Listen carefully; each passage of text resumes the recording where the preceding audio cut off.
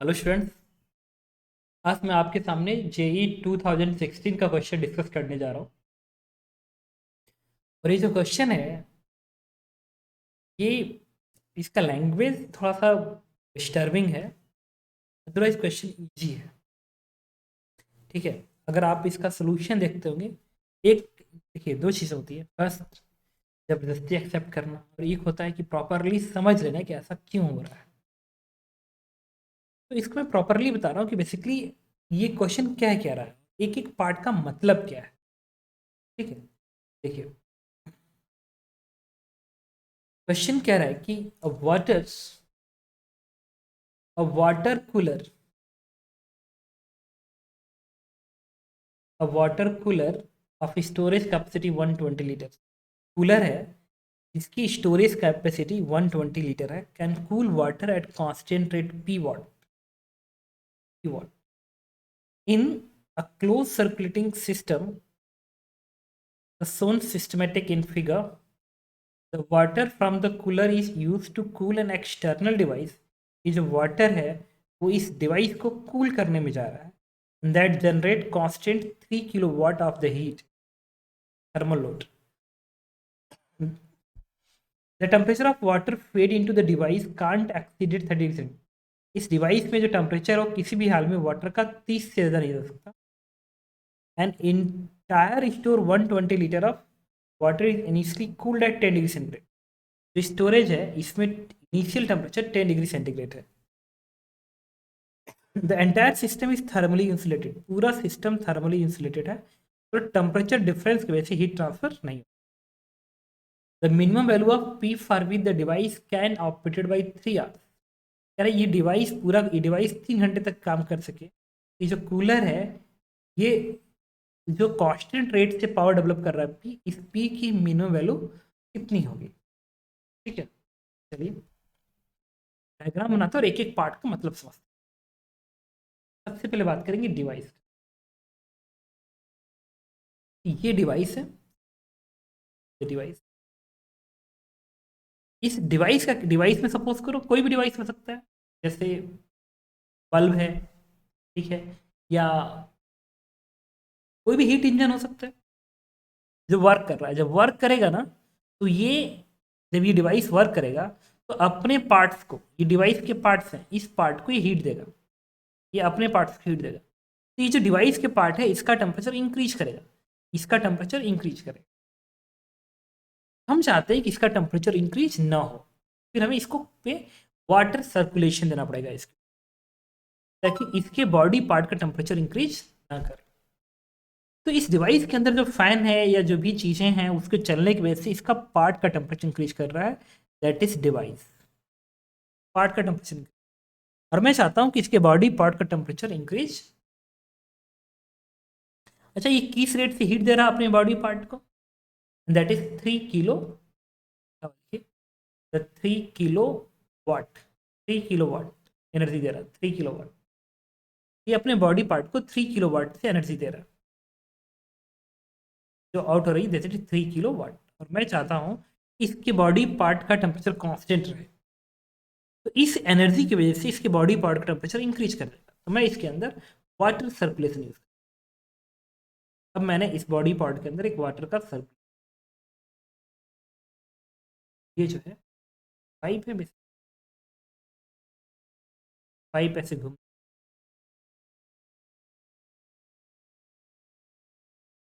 ठीक है, ये पाइप है, इस पाइप के थ्रू वाटर जा रहा है, जैसे हॉट वाटर और कोल्ड वाटर। अब यहाँ पे क्या है, कूलर है। कूलर में वाटर है कितना, 120 लीटर, मतलब 120 केजी, 1 लीटर में 1 केजी। अब ये जो है इसमें आएगा, फिर इसके थ्रू इसमें चला जाएगा। अब कुछ चीज़ें सुनना, मैं चाहता हूँ कि ये डिवाइस 3 आवर्स तक वर्क करे, 3 आवर्स तक वर्क करे।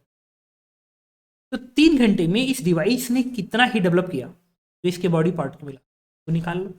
तो 3 घंटे में जो इसने ही डेवलप किया, ये डेवलप किया, ठीक है, दैट इज 3 इंटू 3 घंटे को मैंने कैपिटल टी से रिप्रेजेंट कर, 3 घंटे में हीट डेवलप करेगा 3 इंटू कैपिटल टी, 3 आवर्स। 3 घंटे में जो इसने हीट डेवलप किया वो वैल्यू है 3 इंटू कैपिटल टी के, इतना किलो जूल एनर्जी डेवलप करेगा कौन, हीट ऑफ डिवाइस इज इतना। अच्छा, इस हीट को कौन लेगा, ये पानी ही तो लेगा, पानी ही तो लेगा, पानी का टेम्परेचर इंक्रीज करेगा।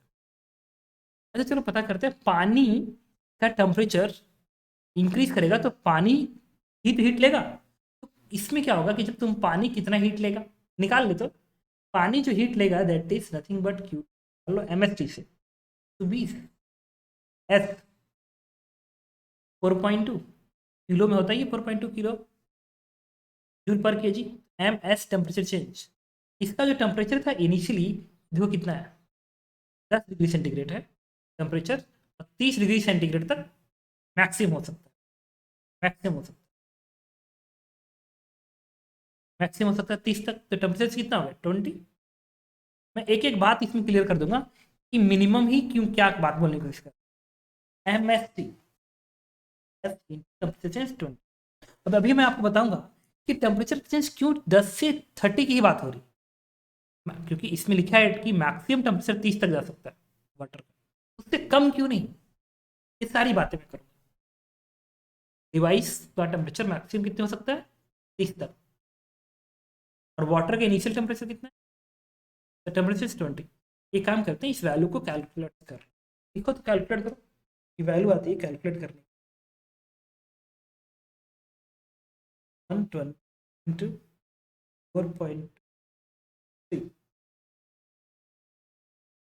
120 4.220, ये आएगा 1008, कितना आ गया, कितना, ये आएगा किलो जूल में, 3 किलो जूल। तो मुझे ये बताओ ये वैल्यू कितनी आएगी, 3, कैपिटल टी कितना है 3 घंटे ना, मल्टीप्लाई कर लो, बनेगा 3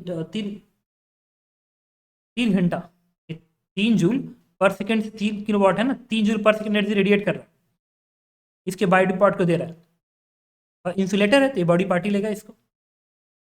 अब 3 जूल पर सेकेंड इंटू 3 आवर्स, 3 आवर्स मतलब 3 इंटू 1 आवर्स में 3600, ये वैल्यू कितनी आ रही है, क्या है आपकी 9 इंटू 32,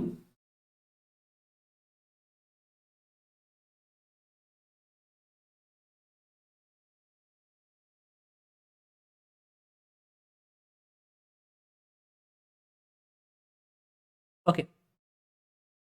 अब देखो 1 सेकेंड, ये आता है कैलकुलेट करने के बाद 32,400,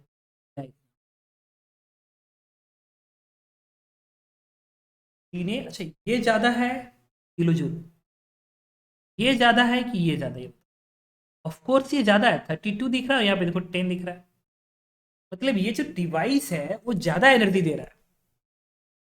अब पानी का टेम्परेचर 30 से ज़्यादा जा नहीं सकता, तो पानी 30 तक जाते जाते मैक्सिमम कितना एनर्जी स्टोर कर सकता है,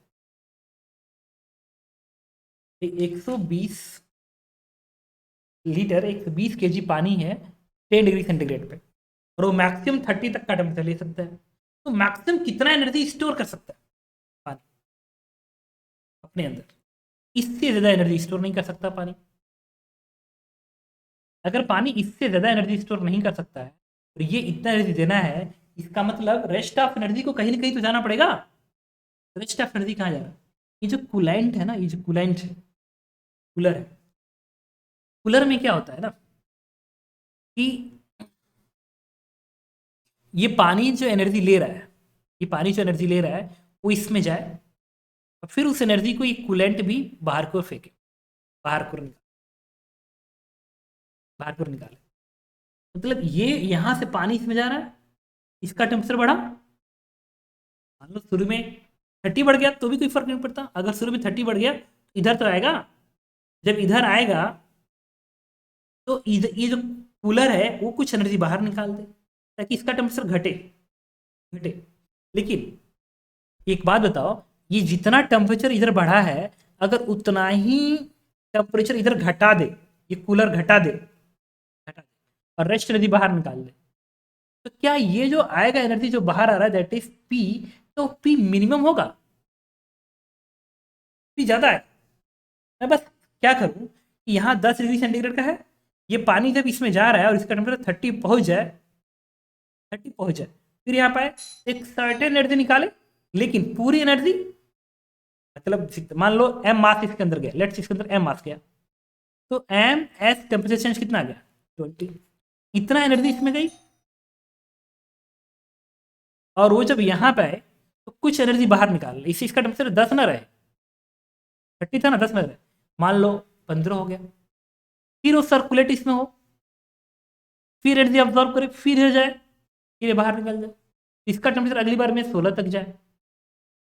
मतलब एक कांस्टेंट रेट से एनर्जी बाहर को निकालता है, बाहर को निकालता है, ठीक है। और वो एनर्जी उतना ही निकाले कि, और ये शुरू से लगातार निकाले, शुरू से ही लगातार निकाले, तभी पी मिनिमम आएगा। क्योंकि एनर्जी का जो डिफरेंस है, द डिफरेंस ऑफ एनर्जीज, इसमें इसमें ये कितना है 32,400 माइनस 10,080, ये जो वैल्यू आती है